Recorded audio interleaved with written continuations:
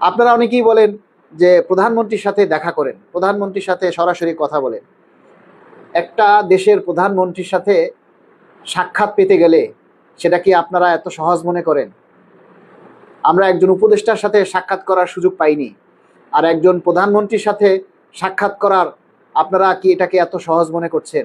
তবুও আমরা হাল ছাড়ব না, আমরা চেষ্টা চালিয়ে যাচ্ছি যাতে কোনো চ্যানেলের মাধ্যমে বা কোনোভাবে আমরা যাতে মাননীয় প্রধানমন্ত্রী অথবা সংশ্লিষ্ট কর্তৃপক্ষ কারোর সাথে আমরা যাতে মত বিনিময় করতে পারি, আলোচনার মাধ্যমে আমাদের দাবির কথাগুলি আমরা জানান দিতে পারি।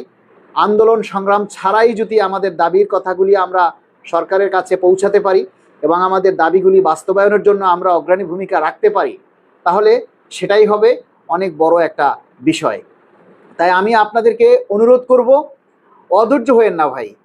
আপনারা তো অন্তর্বর্তী সরকারের সময় পুরোটা সময় আমরা দেখেছি তারা পে স্কেলের গেজেট দিবে দিবে বলে একেবারে নির্বাচন ঠেকিয়ে গেছে, তারপরও কিন্তু আমাদেরকে তারা সেই পে স্কেলের গেজেট দিয়ে যায়নি। এখন নির্বাচিত সরকার এসেছে, সরকারের কাছে আপনারা সবাই সোশ্যাল মিডিয়াতে অ্যাক্টিভ থাকেন। আমরা আজকেও, আমি এবং আশিক ভাই আজকেও অর্থ মন্ত্রণালয়ের একজন সচিব মহোদয়ের সাথে কথা বলেছি। তিনি আশ্বাস দিয়েছেন যে ঈদের আগে হয়তো পে স্কেলের গেজেট সম্ভব নয়। এটা আমরা আন্দাজে একটা কথা বললাম যে ঈদের আগে পে স্কেলের গেজেট দেন। স্যার স্পষ্ট জানিয়েছেন যে ঈদের আগে পে স্কেলের গেজেট দেওয়া সম্ভব নয়, তবে আলোচনা চলছে এবং অর্থ মন্ত্রণালয়ের অর্থ সচিব মহোদয়ও আমাদের পে স্কেলের ব্যাপারে পজিটিভ আছে, যেটা আমাদের মানে ইন্টারনাল, যেটা আমরা তথ্যসূত্রে বিশ্বস্ত সূত্রে যেটা জানতে পেরেছি, যে আমাদের অর্থ সচিব মহোদয়ও পে স্কেলের জন্য সরকারকে তাড়া দিচ্ছেন। কিন্তু আমরা চাই আপনারা আমাদের এই দাবিগুলি সোশ্যাল মিডিয়াতে আরও বেশি করে তুলে ধরুন। এই মুহূর্তে যেহেতু সরকারের সময় একেবারেই মানে মাত্র 5 দিন সময় অতিবাহিত হয়েছে, এই সময় আমরা কোনো কর্মসূচি দিয়ে সরকারকে বিভ্রান্ত করতে চাই না। আমরা নিজেরা বিপদে পড়তে চাই না, আপনাদেরকেও বিপদে ফেলতে চাই না। তবে হ্যাঁ, ঈদের পরবর্তীতে আমরা এই কয়টা দিন আমরা আরও অনেক কিছু বুঝে উঠব। তবে ঈদ পরবর্তী সময় আমাদের কর্মসূচি আসবে ইনশাল্লাহ। আমরা শুরুতেই একেবারে কঠিন কর্মসূচি দেওয়া যাবে না, আস্তে আস্তে আমরা চিন্তা করব, আমরা সরকারের সাথে মত বিনিময় করার চেষ্টা করব, সেইভাবেই আমরা আমাদের লক্ষ্যে আমরা পৌঁছানোর চেষ্টা করব। যেহেতু আমরা অনেক দূর আগাইছি, এই মুহূর্তে আর কিছুটা দিন, এখন আমাদের তকদির খারাপ ভাই, যেটা সবচেয়ে বড় কথা হচ্ছে আমাদের তকদির খারাপ, এটা হলো সবচেয়ে বড় বিষয়। তাই আমরা চাইলেই যখন তখন যা খুশি করতে পারি না, কেননা আমরা গার্মেন্টসে চাকরি করি না। আমরা যদিও গার্মেন্টসের চাইতে বেতন কম পাই, কিন্তু আমরা গার্মেন্টসে চাকরি করি না। আমরা যেহেতু একটা সরকারের নিয়ম নীতির মধ্যে চাকরি করি, গার্মেন্টসে যারা চাকরি করে তারা আন্দোলন করে আজকে চাকরি গেলে কালকে আর একটা গার্মেন্টসে গিয়ে চাকরি নিতে পারবে। কিন্তু আপনি তো সরকারি চাকরি করেন, আপনার চাকরিটা যদি চলে যায় তাহলে আপনি তো যাই আর একটা সরকারের অধীনে চাকরি নিতে পারবেন না, দেশে তো আরেকটা সরকার নাই, তাই না? তাহলে আপনাকে তো সেই বিষয়টাও আপনাকে ভাবতে হবে, বুঝতে হবে। আগে আমাদের সরকার কীরকম, সরকার আমাদের প্রতি কতটা সহনীয়, আমরা আন্দোলন সংগ্রাম দিলে সেটা সরকার কিভাবে গ্রহণ করে, সেটার ফিডব্যাকটা কি আসে, বিষয়গুলি আমাদেরকে একটু বুঝতে হবে। আপনারা আমাদের উপরে একটু ভরসা করুন, একটু সময় দিন, আর সোশ্যাল মিডিয়াতে বেশি বেশি অ্যাক্টিভ থাকতে হবে। আমাদের দাবির কথাগুলি বেশি বেশি করে প্রচার করতে হবে। একটা বিষয় স্যার স্পষ্ট বলেছেন যে আপনারা ভালো করে জানেন যে বাচ্চা না কাঁদলে কিন্তু মা দুধ দেয় না, এই কথাটা কিন্তু আপনারা সবাই জানেন। তাই আমি আপনাদের সবাইকে অনুরোধ করব যে ভাই, সবাই আমরা সোশ্যাল মিডিয়াতে যার যার অবস্থান থেকে আমরা দাবিগুলি তুলে ধরি। আমরা আপনাদেরকে এখন এমন কোনো কর্মসূচি দিয়ে আবার যদি আপনাদেরকে ঢাকায় নিয়ে আসি, ঢাকায় নিয়ে এসে আপনারা হাজার হাজার টাকা মানে খরচ করে ঢাকায় আসবেন, আপনাদের সামনে রেখে আমরা কর্মসূচি দিতে পারবো না। আপনাদেরকে বলে দিব আপনারা বাড়িতে চলে যান, আমরা পরবর্তীতে কর্মসূচি ঘোষণা করব। অথবা আপনাদেরকে এনে আমরা মাঝপথে বলবো এখন কর্মসূচি স্থগিত করা হইল। এই রকমের হঠকারী কোনো সিদ্ধান্ত আমরা নিতে চাই না, আর আপনাদেরকেও কষ্ট দিতে চাই না।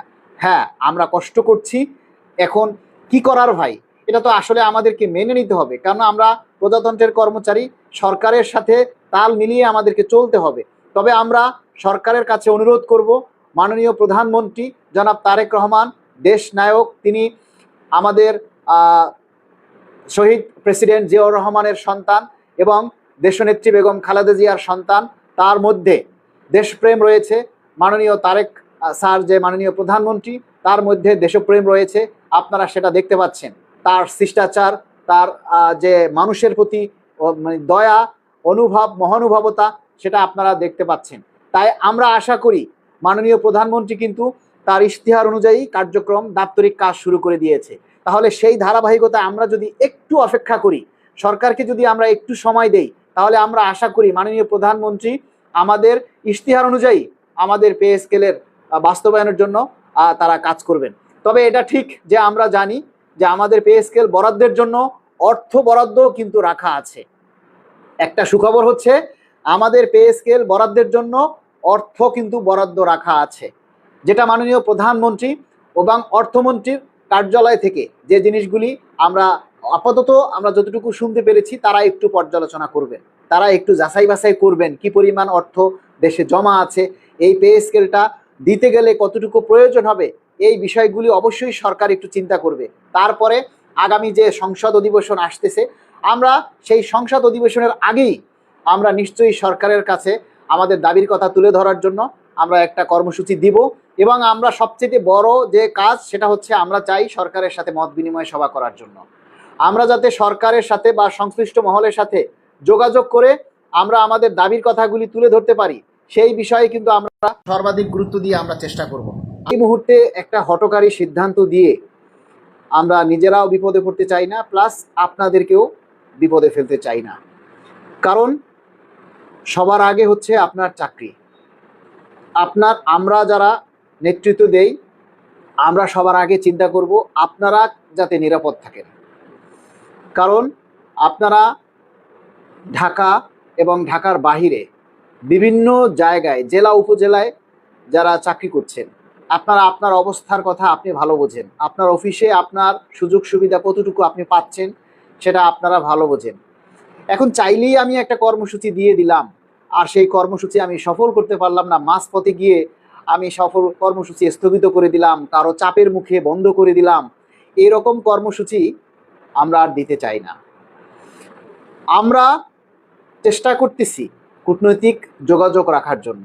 যে সকল নেতারা আমাদের পূর্বে আমাদের দাবির সাথে একাত্মতা পোষণ করেছেন, আমাদের আন্দোলন সংগ্রামে আমাদের পে স্কেলের দাবির সাথে আমাদের পক্ষ হয়ে কথা বলেছেন, বিশেষ করে অর্থ প্রতিমন্ত্রী জুনায়েদ সাকি ভাই, এবং আছেন সাবেক ডাকসু ভিপি নুরুল হক নূর ভাই। আপনারা জানেন দুজনেই এখন প্রতিমন্ত্রী হয়েছেন।